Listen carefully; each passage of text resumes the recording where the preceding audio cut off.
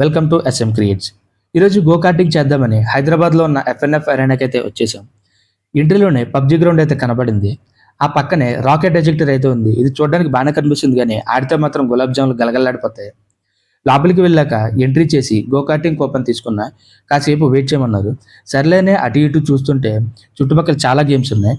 అలాగే చాలామంది జనం వస్తూ ఉన్నారు. ఈలోపు పక్కనే ఉన్న బౌలింగ్ దగ్గరికి అయితే వచ్చాను. కాసేపట్లో నా టోకెన్ నెంబర్ పిలుస్తారన్నారు, కానీ అన్నట్టుగానే కాసేపట్లో పిలిచారు.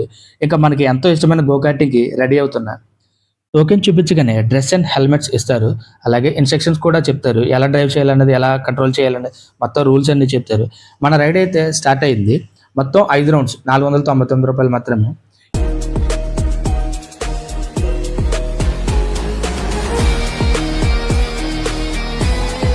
ఇదైతే ఎవరో కాదు, మనమే.